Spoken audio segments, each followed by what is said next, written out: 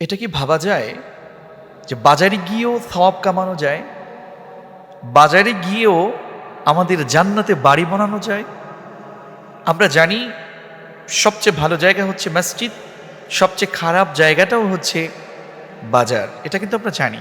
কিন্তু আল্লাহ রসুল সাল্লাল্লাহু আলাইহি ওয়াসাল্লাম আমল শিখিয়ে দিয়েছেন, যার মাধ্যমে বাজারে গেলেও সওয়াব পাবো, বাজারে গেলেও আমাদের গুনাহ মাফ হয়ে যাবে, বাজারে গেলেও আমাদের জান্নাতে বাড়ি হয়ে যাবে।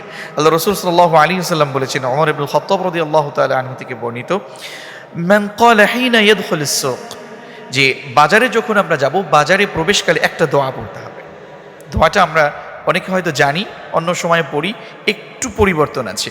আল্লাহ রসুল সাল্লাল্লাহু আলাইহি ওয়াসাল্লাম যে বিষয়ে বলেছেন, সুনান ইবনু মাজাতে 2235 নম্বর হাদিসে আল্লাহ রসুল বললেন, বাজারে যাবার সময়ে, বাজারে যাবার কালে যে ব্যক্তি এই দোয়াটি পড়বে, লা ইলাহা ইল্লাল্লাহু ওয়াহদাহু লা শারীকা লাহু লাহুল মুলকু ওয়া লাহুল হামদ ইউহয়ী ওয়া ইউমীতু ওয়া হুয়া হাইয়্যুন লা ইয়ামুতু বিয়াদিহিল খায়র কুল্লাহু ওয়া হুয়া আলা কুল্লি শাইইন কাদির। এই দোয়াটি যে ব্যক্তি বাজারে যাবার সময়ে বাজারে গিয়ে বলবে, আল্লাহ রাসূল সাল্লাল্লাহু আলাইহি ওয়াসাল্লাম বলেন, কাতাবাল্লাহু লাহু আলফ আলফি হাসানাহ। আল্লাহু আকবার।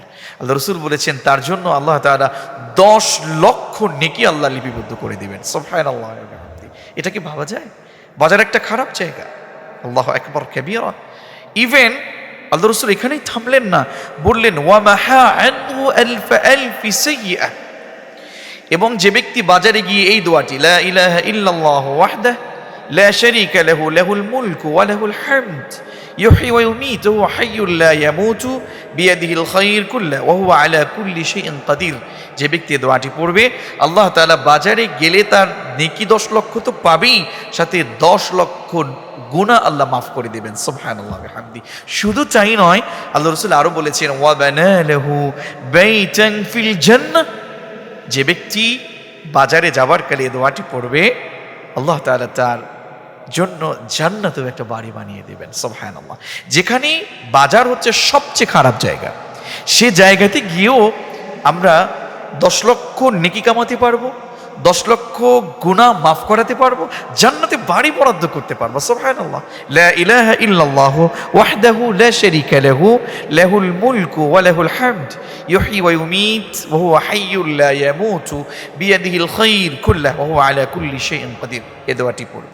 আল্লাহ তাআলা আমাদের সকলকে 10 লক্ষ নেকি কামানোর জন্য এবং 10 লক্ষ গুনাহ মাফ করানোর জন্য, জান্নাতে বাড়ি বরাদ্দের জন্য আল্লাহ তৌফিক এনায়েত করুন। আমিন।